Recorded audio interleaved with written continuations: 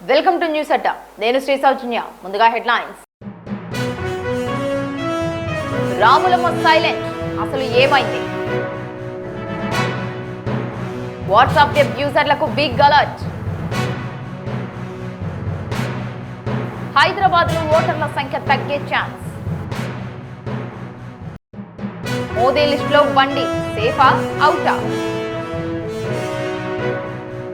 Kesineni brothers war, Revanth వద్దకు పంచాయతీ. Kavitha TRS brand ambassador Pavan. KTR తప్పు ఒప్పేసుకున్నట్టేగా. ఇక వివరాల్లోకి వెళ్తే, ఫైర్ బ్రాండ్ పొలిటీషియన్ గా పేరు పొంది రాజకీయాల్లో తనదైన ముద్ర వేసిన ప్రముఖ సినీ నటి విజయశాంతి ప్రస్తుతం సైలెంట్ అయిపోయారు. కాంగ్రెస్ లో చేరి ఎమ్మెల్సీ పదవి తీసుకున్న తర్వాత పార్టీ కార్యక్రమాల్లో ఆమె యాక్టివ్ గా ఉండటం లేదన్న చర్చ వినిపిస్తోంది. రాములమ్మగా సినీ ఇమేజ్ ను సొంతం చేసుకున్న విజయశాంతి రాజకీయాల్లో చేరిన తర్వాత మరింత పాపులారిటీ సంపాదించారు. విజయశాంతిని గత అసెంబ్లీ ఎన్నికల్లో పార్టీ ఎన్నికల ప్రచార committee, planning committee chief coordinator, convener గా నియమించారు. కాంగ్రెస్ అధికారంలోకి వచ్చిన తర్వాత గతేడాది ఎమ్మెల్యే కోటాలో ఎమ్మెల్సీ పదవిని కట్టబెట్టారు. ఆ తర్వాత విజయశాంతి సోషల్ మీడియాలో యాక్టివ్ గా ఉన్నారు. కానీ పార్టీ కార్యక్రమాల్లో అంతగా కనిపించడం లేదని పొలిటికల్ సర్కిల్లో చర్చ నడిచింది. పలు కీలక సందర్భాల్లో ఆమె సోషల్ మీడియాలో తన అభిప్రాయాలను పంచుకుంటున్నారన్న టాక్ వస్తోంది. కాగా ప్రస్తుతం ఆమె సోషల్ మీడియాలోనూ కనిపించడం లేదు. తెలంగాణ ఉద్యమకారులకు కాంగ్రెస్ ఇచ్చిన హామీలపై ఇటీవల జరిగిన శాసనమండలి సమావేశాల్లో విజయశాంతి మాట్లాడారు. ఉద్యమకారులకు ఇచ్చిన హామీలు నెరవేర్చాలని కోరారు. మేనిఫెస్టోలో ఇచ్చిన వాగ్దానాలు అమలు చేయాలని ప్రభుత్వానికి విజ్ఞప్తి చేశారు. విజయశాంతి మండలిలో చేసిన ఈ ప్రసంగంపై ఇటు పార్టీ, అటు రాజకీయ వర్గాల్లోనూ చర్చనీయాంశంగా మారింది. కాగా ఉద్యమకారుల గుర్తింపునకు ప్రభుత్వ సలహాదారు కె కేశవరావు చైర్మన్ గా 5గురితో కూడిన కమిటీని ప్రభుత్వం నియమించింది. అందులో విజయశాంతికి చోటు కల్పిస్తే బాగుండేదన్న అభిప్రాయం వ్యక్తమైంది. తెలంగాణ ఉద్యమంలో రాములమ్మ విస్తృతంగా పాల్గొన్నారని, ఎంపీగా ప్రత్యేక రాష్ట్ర సాధన కోసం లోక్సభలో పోరాడిన విషయాన్ని గుర్తు చేసుకుంటున్నారు. ఆమెకు ఉన్న మాస్ ఇమేజ్ దృష్ట్యా పార్టీలో మరిన్ని బాధ్యతలు, పదవులను అప్పగిస్తే బాగుంటుందని పార్టీ వర్గాలు పేర్కొంటున్నాయి. వచ్చే గ్రేటర్ పరిధిలోని 3 కార్పొరేషన్ల ఎన్నికల్లో రాములమ్మకు కీలకమైన బాధ్యతలు ఇస్తే అర్బన్ ప్రాంతంలో పార్టీకి మైలేజ్ వస్తుందని నేతలు పేర్కొంటున్నారు. వాట్సాప్ వెబ్ యూజర్లకు భారత కంప్యూటర్ ఎమర్జెన్సీ రెస్పాన్స్ టీం హెచ్చరికలు జారీ చేసింది. కంప్యూటర్లు, ల్యాప్టాప్లలో వాట్సాప్ వెబ్ లేదా వాట్సాప్ డెస్క్టాప్ యాప్లను ఉపయోగించే వారిని లక్ష్యంగా చేసుకుని సైబర్ నేరగాళ్లు పెద్ద ఎత్తున మాల్వేర్ను వ్యాప్తి చేస్తున్నట్లు సర్టిన్ తీవ్రంగా హెచ్చరించింది. యూజర్ల డివైజ్లను అనుమతి లేకుండా అనధికారికంగా యాక్సెస్ చేయడానికి ప్రయత్నిస్తున్నారని తెలిపింది. ఈ నేపథ్యంలో మనకు బాగా తెలిసిన స్నేహితులు, కొలీగ్స్, కుటుంబ సభ్యుల నుండి వచ్చే వాట్సాప్ మెసేజ్లు, వాటిలోని అటాచ్మెంట్ల విషయంలో కూడా అత్యంత అప్రమత్తంగా ఉండాలని వినియోగదారులకు సూచించింది. సైబర్ నేరగాళ్లు ఈ మాల్వేర్ దాడి కోసం విజువల్ బేసిక్ స్క్రిప్ట్ ఫైల్స్ అనే ప్రమాదకరమైన ఫైళ్లను ఉపయోగిస్తున్నట్టు సెర్టిన్ గుర్తించింది. ఇందుకోసం వారు ఇప్పటికే హ్యాక్ చేసిన వాట్సాప్ ఖాతాల నుండి ఆయా యూజర్ల కాంటాక్ట్ లిస్టులో ఉన్న ఇతరులకు ఆ అటాచ్మెంట్లను పంపుతున్నారు. మనకు తెలిసిన కాంటాక్ట్ నుంచే మెసేజ్ రావడంతో యూజర్లు సాధారణంగా ఎలాంటి అనుమానం లేకుండా ఆ ఫైళ్లను ఓపెన్ చేస్తారని హ్యాకర్లు ఎత్తుగడ వేశారు. ఒకసారి పొరపాటున ఆ విజువల్ బేసిక్ స్క్రిప్ట్ ఫైల్ను క్లిక్ చేసి ఓపెన్ చేస్తే మీరు వాడుతున్న కంప్యూటర్ లేదా ల్యాప్టాప్ పూర్తిగా హ్యాకర్ల నియంత్రణలోకి వెళ్లే ప్రమాదం ఉందని అధికారులు స్పష్టం చేశారు. ఈ మాల్వేర్ మీ డివైజ్లోకి ప్రవేశించిన తర్వాత హ్యాకర్లు ఎక్కడో దూరంగా కూర్చొని మీ కంప్యూటర్ను రిమోట్గా నియంత్రిస్తారు. సిస్టంలో దాచి ఉంచిన మీ బ్యాంకింగ్, సోషల్ మీడియా తదితర ముఖ్యమైన పాస్వర్డ్లను దొంగలించడంతో పాటు డివైజ్లోని డేటాను హ్యాక్ చేయడానికి ఇతర మాల్వేర్లను కూడా చొప్పించే అవకాశం ఉందని సెర్టిన్ వివరించింది. అందుకే వాట్సాప్లో ఏదైనా అనుమానాస్పద అటాచ్మెంట్ లేదా ఫైల్ వస్తే దాన్ని తెరిచే కంటే ముందే సదరు ఫైల్ పంపిన వ్యక్తికి నేరుగా ఫోన్ కాల్ లేదా సాధారణ మెసేజ్ చేసి ఆ ఫైల్ వారే పంపించారా లేదా అనేది పూర్తిగా ధృవీకరించుకోవాలని సైబర్ భద్రతా నిపుణులు గట్టిగా సిఫార్సు చేస్తున్నారు. కోటికి పైగా జనాభా ఉన్న మహానగరం హైదరాబాద్ ఎక్కడెక్కడి నుంచో వచ్చి స్థిరపడిన వారు లక్షల్లోనే ఉంటారు. ఇప్పుడు ఇలాంటి వారంతా ఓటు కోసం సొంత ఊరు వైపు చూస్తున్నారు. ఇన్నాళ్లు అలాంటి వారికి అటు గ్రామంలో, ఇటు మహానగరంలోనూ ఓటు ఉండగా ఇప్పుడు ఓటర్ జాబితా ప్రత్యేక సమగ్ర సవరణతో ఎక్కడో ఒకచోటే ఓటు హక్కు ఉండనుంది. దీనితో చాలా మంది సొంత ఊరిలోనే నమోదు చేసుకునేందుకు మొగ్గు చూపుతున్నారు. ఊళ్ళో భూములు, ఇల్లు, ఇతర ఆస్తులు ఉండడం, ఓటు హక్కు ఉంటేనే గ్రామంలో విలువ అన్న భావన వంటివి దీనికి కారణమని చెబుతున్నారు. కాగా సర్ ప్రక్రియలో భాగంగా ఓటర్ల మ్యాపింగ్, జాబితాల పరిశీలన చాలా లోతుగా చేపడుతున్నారు. బోగస్, అనర్హుల పేర్లు, చనిపోయిన, వలస వెళ్లిపోయిన వారి పేర్లను జాబితా నుంచి తొలగించేలా పకడ్బందీగా సర్వే చేస్తున్నారు. 2002 నాటి సర్ వివరాలతో పోల్చి చూస్తున్నారు. నాడు ఓటు హక్కు లేని వారి వివరాలను తల్లిదండ్రులు, తాత, నానమ్మ, అమ్మమ్మ వివరాలతో మ్యాపింగ్ చేస్తున్నారు. ఈ క్రమంలో ఏదో ఒకచోటే ఓటు నమోదుకు అవకాశం ఉండనుంది. తెలుగు రాష్ట్రాల్లోని వివిధ జిల్లాలతో పాటు రాజస్థాన్, గుజరాత్, మహారాష్ట్ర, బీహార్, కర్ణాటక తదితర రాష్ట్రాలకు చెందిన వారి హైదరాబాద్లో నివసిస్తున్నారు. వారిలో చాలా మందికి ఇక్కడ ఓటు ఉంది. నగరంలో అద్దెకు ఉంటే వేర్వేరు ప్రాంతాలకు మారినప్పుడు కొందరు కొత్తగా ఓటర్గా నమోదు చేసుకుంటుంటారు. అలాంటి వారికి 2-3 చోట్ల ఓటు హక్కు ఉంది.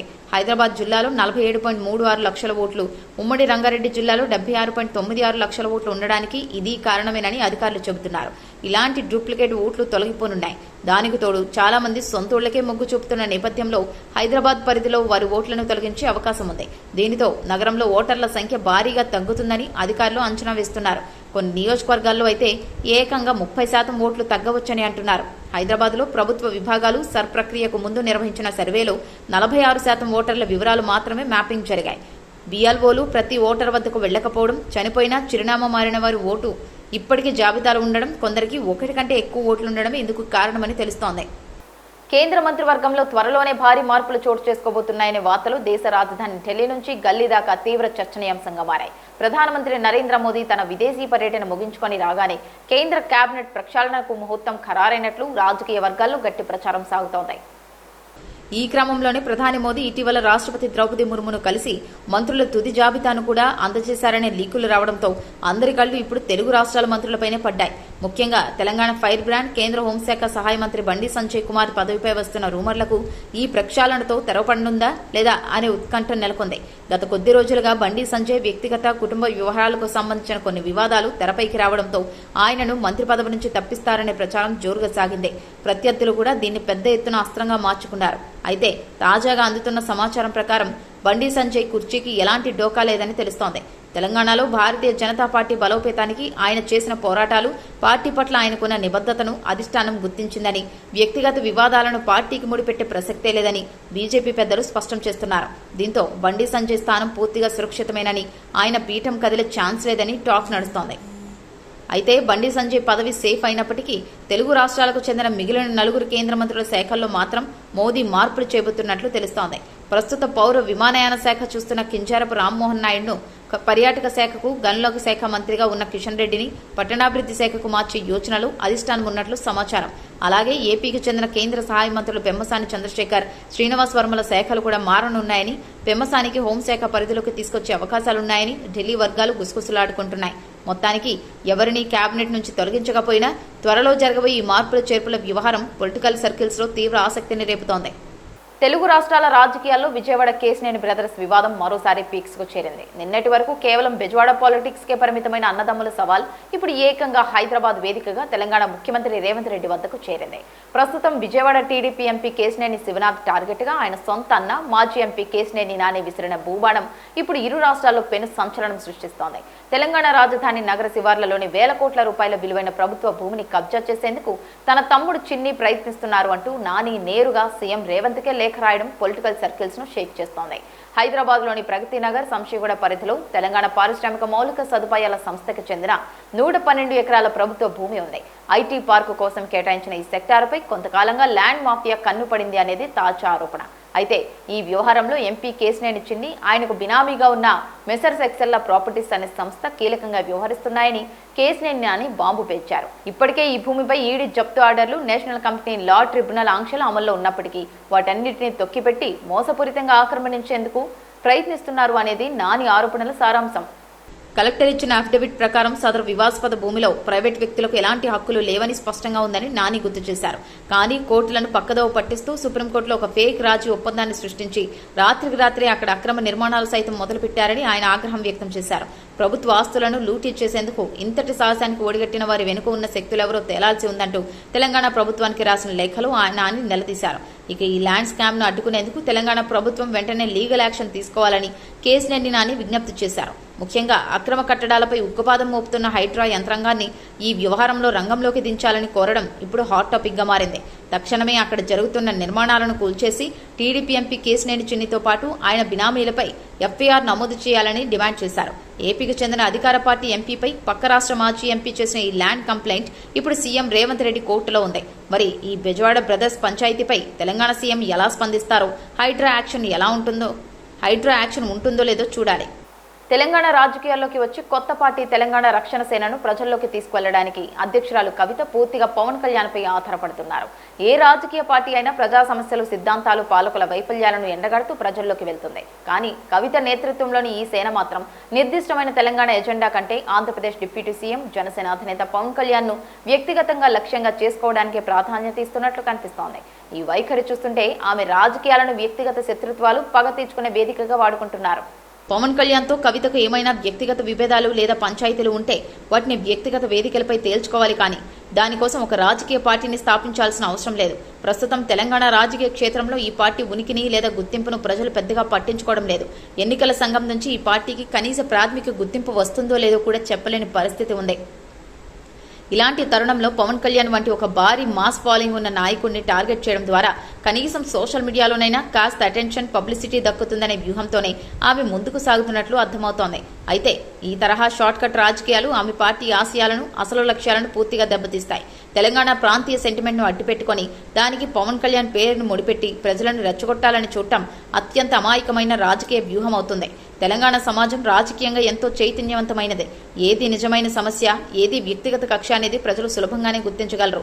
కవిత చేస్తున్న ఈ ప్రయత్నం రాను రాను శృతిమించుతూ పూర్తిస్థాయి వ్యక్తిగత దూషణలకు దారితీస్తుండడం రాజకీయ సంస్కృతికి మంచిది కాదు. మరోవైపు పవన్ కళ్యాణ్ వ్యక్తిగతంగా దూషిస్తే జన సైనికులు, ఆయన అభిమానులు ఊరుకునే కనీస సత్యాన్ని ఆమె నిర్మిస్తున్నారు. ఆయన అభిమానులు ఊరుకోరని కనీస సత్యాన్ని ఆమె విస్మరిస్తున్నారు. ప్రతిగా వారు కూడా సోషల్ మీడియా వేదికగా తీవ్రస్థాయిలో ఎదురుదాడికి దిగుతున్నారు. దీనివల్ల సమాజంలో అనవసరమైన ద్వేషం, ట్రోలింగ్ పెరుగుతుందే తప్ప రాజకీయంగా ఆమెకు గాని, ఆమె పార్టీకు గాని నయా పైసా ప్రయోజనం ఉండదు. ఒక కొత్త ప్రాంతీయ పార్టీగా నిలదొక్కుకోవాలంటే ప్రజాక్షేత్రంలో గట్టి పోరాటాలు చేయాలి, కానీ పొరుగు రాష్ట్ర నేతపై పగ ప్రదర్శిస్తూ కాలక్షేపం చేయడం వల్ల కాలగర్భంలో కలిసిపోవడం ఖాయమని విశ్లేషకులు హెచ్చరిస్తున్నారు. కవిత ఈ విషయాన్ని ఎంత త్వరగా గ్రహిస్తే ఆమె రాజకీయ భవిష్యత్తుకు అంత మంచిది. తెలంగాణను ప్రత్యేక రాష్ట్రంగా సాధించిన పార్టీగా బీఆర్ఎస్కు ప్రత్యేక గుర్తింపు అయితే ఉంది. అయినంత మాత్రాన కొత్త తెలంగాణను 10 ఏళ్ల పాటు పాలించిన ఆ పార్టీ ప్రభుత్వం తప్పులేమి చేయలేదా అంటే ఎందుకు చేయలేదు? చాలానే చేసింది. తప్పులు జరిగాయి, పొరపాట్లు జరిగాయి. ఇదేదో బీఆర్ఎస్ వ్యతిరేకులో బీఆర్ఎస్ అంటే గిట్టని వారు చెబుతున్న మాట ఎంత మాత్రం కాదు. సాక్షాత్తు ఆ పార్టీ వర్కింగ్ ప్రెసిడెంట్ 10 ఏళ్ల బీఆర్ఎస్ పాలనలో కీలక మంత్రిగా చక్రం తిప్పిన ఆ party working president Kalvakuntla Taraka Ramarao ఈ మాట చెప్పారు. తెలంగాణ ప్రత్యేక రాష్ట్రంగా ఏర్పడ్డ తర్వాత రాష్ట్రాన్ని 10 ఏళ్ల పాటు బీఆర్ఎస్ఏ పాలించిన సంగతి తెలిసిందే. బీఆర్ఎస్ పాలనలో లెక్కలేనన్ని పొరపాట్లు, తప్పిదాలు జరిగాయన్న విమర్శలు పెద్ద ఎత్తున వినిపించాయి. ఉద్యోగాల భర్తీ కోసం నిర్వహించిన ప్రశ్నపత్రాల లీకేజీలు, ఇంటర్ బోర్డు వాల్యుయేషన్లో మితిమీరిన నిర్లక్ష్యం ఫలితంగా చాలా మంది విద్యార్థుల ఆత్మహత్యలు, రాజకీయ నేతల ఫోన్ల ట్యాపింగ్లు, ప్రాజెక్టుల అవినీతి పరంపర, ఇలా చాలానే విమర్శలు వినిపించాయి. తాజాగా ఓ యూట్యూబ్ ఛానల్కు ఇచ్చిన ఇంటర్వ్యూలో ఇదే తరహా అంశాలపై వచ్చిన ప్రశ్నలకు కేటీఆర్ స్పందించారు. తమ పార్టీ ప్రభుత్వ హయాంలో తప్పులేమీ జరగలేదని తాను చెప్పడం లేదని ఆయన అన్నారు. తమ ప్రభుత్వంలోనూ చాలా తప్పులే జరిగాయన్నారు. తాము చాలానే తప్పులు చేశామని కూడా ఆయన పేర్కొన్నారు. తమను తాము దైవాంశ సంపుత్రులుగా చెప్పుకోవడం లేదని, తాము మానవ మాతృమేనని ఆయన అన్నారు. తమ పాలనలో జరిగిన తప్పులను ప్రస్తావించిన కేటీఆర్ టీఎస్పీఎస్సీ నిర్వహించిన పరీక్షలకు సంబంధించిన ప్రశ్నాపత్రాల లీకేజీని గుర్తు చేసుకున్నారు. నాడు టీఎస్పీఎస్సీలోని కొందరి ద్వారా జరిగిన తప్పు తమ మెడకు చుట్టుకుందని ఆయన అన్నారు. నాడు ప్రశ్నాపత్రాలు లీక్ అయిన వెంటనే అందుకు బాధ్యులను గుర్తించి వారిపై చర్యలు తీసుకొని ఉంటే బాగుండేదని ఆయన అన్నారు. తప్పు చేసిన నాటి టీఎస్పీఎస్సీ బోర్డును పీకి వారేసి ఉంటే నిరుద్యోగుల్లో తమ పట్ల ఈ మేర ఆగ్రహం గూడు కట్టుకుని ఉండేది కాదని ఆయన అన్నారు. నాడు టీఎస్పీఎస్సీని పీకి పారేయని కారణంగా ఆ తప్పు తమది కానప్పటికీ తామే బాధ్యులుగా నిలవాల్సి వచ్చిందని ఆయన అన్నారు. మొత్తంగా కేటీఆర్ చేసిన ఈ వ్యాఖ్యలు ఇప్పుడు తెగ వైరల్ అవుతున్నాయి. ఇప్పటి వరకు ఉన్న బులెటిన్ అప్డేట్స్. మరొక బులెటిన్తో మళ్ళీ కలుసుకుందాం. అంతవరకు సెలవు, నమస్కారం. గురించి ఫేక్ ఆరోపణలు చేశారో జగన్ సమాధానం చెప్పాలి అని లోకేష్ డిమాండ్ చేశారు.